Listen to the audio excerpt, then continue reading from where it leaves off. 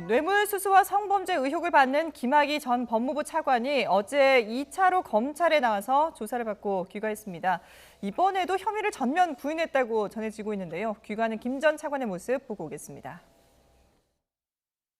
윤중천 씨 정말 모르십니까?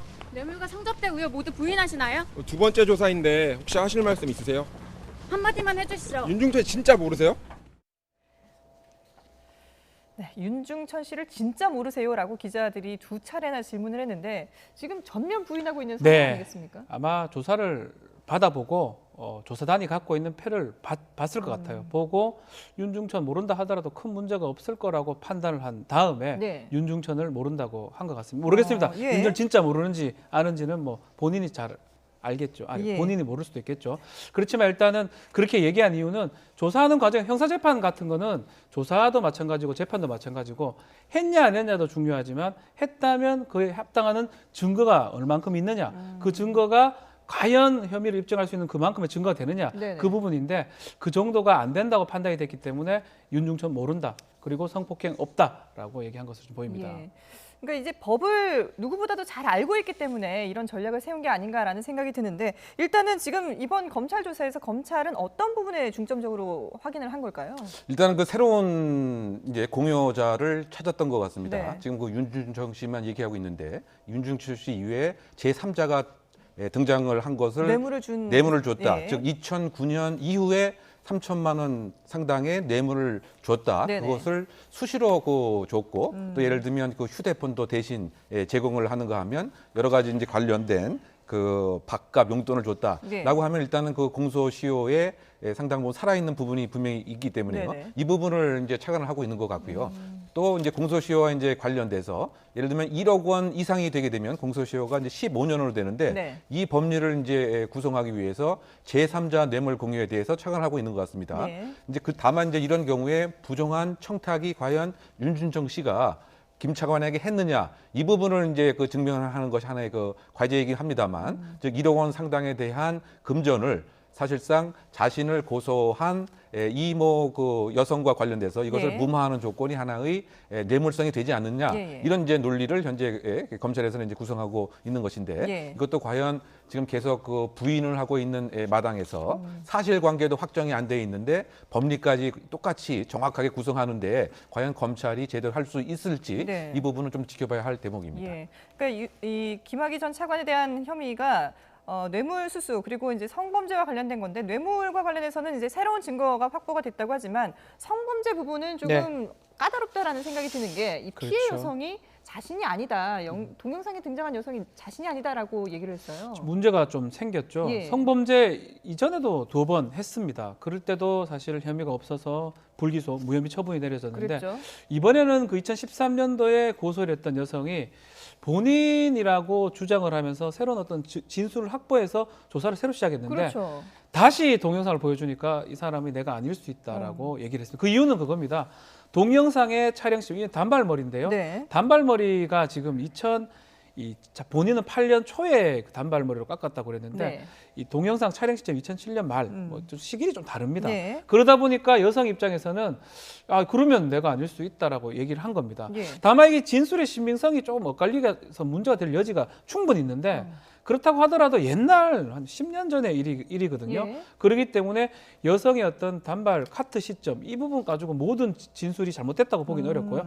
약간 이 부분을 입증하기는 좀 어려운 상황이다. 다른 어떤 진술을 요 진술은 못 믿고 다른 것들을 통해서 좀 입증을 해야 되지 않을까 이렇게 보입니다. 예. 근데 이게 지금 여성이 진술을 번복을 한 건데 왜 번복을 했을까라는 물론 이제 시점의 네. 차이가 있다라고 말씀을 해주셨지만 그래도 좀 의문이 남는 부분이 있거든요. 그렇죠. 예. 그래서 하여튼 김학의 이제 전 차관 입장에서는 어떻게 보면 좀 다행스러운 부분이죠. 진술이 네네. 번복되면 그만큼 신빙성이 떨어지는 거거든요. 그렇죠. 그래서 뭐 고의적인 어떤 측면에서 진술을 번복했을 수도 있고요. 본인이 착각을 해서 했을 가능성도 있고. 근데 중요한 거는 시점 부분이기 때문에 네. 이 검찰 입장에서 이 시점을 내밀었을 때 여성이 내가 아닐 수 있다라고 얘기했기 때문에 네. 결국 이 부분 성폭행 당할 때 여성이 본인이라는 그 진술은 지금 믿기는 어려울 것 같습니다. 다만 그 별장이라든지 거기서 있었던 행동들 여러 가지 전반에 대해서는 예. 진술의 어떤 얘기를 믿을 수가 있고 또 증거로 활용할 수 있지만 본인이 피해자다 하는 부분의 진술은 지금은 조금 좀 신빙성이 떨어지는 상황이 아닌가 이렇게 보입니다. 그럼 이 피해 여성의 진술 외에는 이 여성을 특정할 수 있는 방법이 전혀 없는 걸까요? 근데 이제 이 여인의 이야기를 잘 우리가 그 분석을 해보면 네. 2007년 12월에 찍힌 것은 나는 아니다라고 얘기를 한 것입니다. 예. 그런데 이 여인의 주장은 2008년 3월경에 그 영상 그것은 나라고 얘기를 하는 것이죠. 네. 그러니까 지금 그 검찰에서 이 특정 시점을 2007년 12월로 얘기하다 보니까 그러면 내가 아닐 수 있다. 왜냐하면 나는 2008년에 그 등장을 한 그 여인이다라고 예. 이제 얘기를 하고 있는 상황으로 저는 읽었습니다. 따라서 이제 이 부분에 관해서 과연 그 신빙성에 있어서는 네. 분명히 이런 의심을 좀 가질만 합니다만 네네. 여전히 그 영상 자체에 어떤 인물이 있는 것은 이제 분명한 것이죠. 그래서 만약에 이제 그 이 여성이 예. 다른 관련된 증거와를 제공할 수 있다고 한다면 사실상 뭐 입증의 가능성도 그 불가능한 것은 아닙니다. 예. 다만 신빙성에 있어서 온전한 것에 비해서는 좀 흠을 갖게 된 것은 어쩔 수가 없다. 그리고 가장 중요한 것은 또 이 역시 공소시효에 관한 또 문제입니다. 그렇죠. 왜냐하면 2007년 그 12월 21일 경에 형사소송법이 그 바뀌어서 설령 특수 강간이 인정되더라고 하더라도 네. 그 이후에 발생한 사건에만 15년으로 그 인정이 됐기 때문에 역시 2007년 10월이라고 한다면 역시 그 사건에서 제외가 되는 것이고 예. 그래서 이 여성이 이제 주장하는 것은 2008년 3월이라고 한다면 결국은 수사의 가능성이 있지만 지금 말씀처럼 이 성범죄라고 하는 것이 시기, 장소, 그다음에 이제 폭행 또는 협박이 있었는가 여부 이 점인데 예. 지금 본인의 여러 가지 이제 진술을 번복한 거 이외에 뭐 윤준성 씨 등의 그 이야기에 의하면 일정한 또 금전적인 관계가 서로 엮어 있었기 때문에 과연 폭행 협박을 당하해서 한 것인지 네네. 아니면 돈을 매개로 해서 자발적으로 성관계를 한 것인지 이 부분에 있어서 사실관계가 조금 불분명하기 때문에 예. 수사의 하나의 한계가 아닌가 이런 생각을 해봅니다. 예. 일단 검찰은 이 여성의 진술이 바뀌었다고 해서 이 여성의 진술의 신빙성이 전부 사라진 건 아니다라고 입장을 밝히고는 있습니다. 어쨌든 뇌물수수 그리고 성범죄 두 가지 혐의에 대해서 이 뇌물 쪽은 조금 뭐 밝혀내기가 그래도 그렇죠. 그나마 좀 나은 게 아닌가라는 생각이 드는데 일단 이 뇌물과 관련해서는 앞서서도 잠깐 언급했지만 이 어떤 공소시효라든지 이런 그렇죠. 부분들도 좀 상당히 또 관건이 되지 않습니까? 검찰 수사단은 지금 공소시효와 싸움을 하고 있습니다. 네네. 공소시효 뇌물죄가 3천만 원이 넘어가면 10년 이상이고요. 예. 1억 원이 넘어 15년인데 지금 2009년 정도 이후에 했을 수 있을 최모 씨를 지금 입건해 가지고 뭐 뇌물을 받았던 부분들을 좀 확인하고 있거든요. 네네. 이 부분은 3천만 원이 넘어가야지 지금 살아 있을 수 있고요. 예전에 지금 제3자 뇌물죄 얘기를 하는 거는 1억 원 이상이 되는 부분입니다. 네. 다만 이 제3자 뇌물죄는 15년이 되기 때문에 윤중천이 이제 어떻게 보면 이득을 보고 제3자 뇌물죄 이모 씨가 될 수 있는 그 부분인데 15년이 되려면 1억 원이 넘어야 되고 이게 되게 중요하고 되게 적용만 하면 좋은 범죄이긴 한데 문제는 부정한 청탁이 있어야 되고요. 예. 제3자한테 공여가 되는데 좀 독특합니다, 구조가.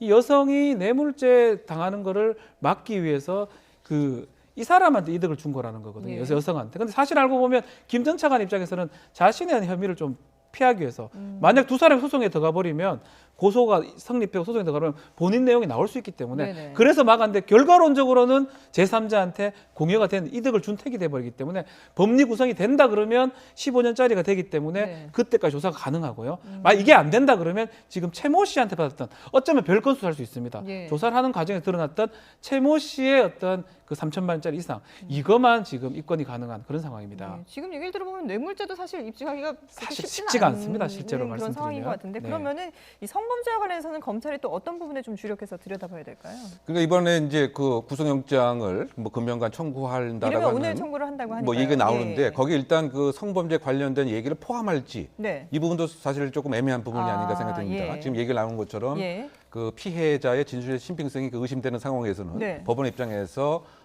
혐의가 소명되지 않았다 이렇게 얘기할 가능성이 분명히 있기 때문에 네네. 그리고 현재 그 등장하는 인물이 한 4명 정도 되는데 뭐 일부의 예를 들면 정신과 치료를 받았다고 한다면 성적 폭행에 인해서 정신과 치료를 받아서 강간치상에 만약 혐의를 적용하게 되면 예. 공소시효를 15년으로 늘릴 수는 있겠죠. 그런데 이와 관련된 보도는 전혀 현재 안 나와 있는 상태이기 때문에 그렇죠. 구속영장에 만약 성범죄 관련된 것은 이렇게 특정하기보다는 하나의 뇌물의 한 수단으로서 뇌물죄의 구속되는 방향으로 적시될 가능성은 있긴 합니다만 예. 단독으로 성폭행에 관련된 것을 구속영장의 사유로 삼기에는 뭐 한계가 있는 것은 아닌가. 그래서 결국은 요약을 하게 되면 예. 일단 소명이 분명한 그 뇌물죄에 관한 사항을 중심으로 해서 예. 구속영장의 범죄 사실을 적시할 가능성이 크지 않나 예상해 봅니다. 변호사님이 보실 때는 네. 어떠세요? 오늘 이제 구속영장을 청구한다고 하는데. 법원 입장에서 이제 여러 번 받는 부분들이거든요. 네.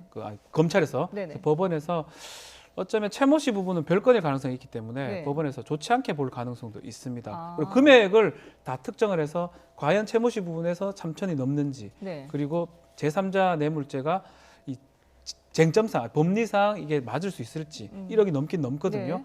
그런 부분을 볼 것 같긴 한데요. 이 검찰 입장에서 영장을 청구할 수밖에 없는 상황이고 예. 법원에서는 좀 꼼꼼하게 판단하지 않을까 생각이 들고요.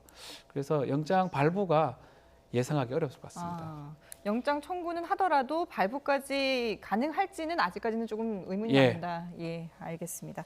자, 구속영장이 뭐 이르면 오늘 청구된다고 하는데 저희가 소식이 전해지면 또 속보로 신속하게 전해드리도록 하겠습니다.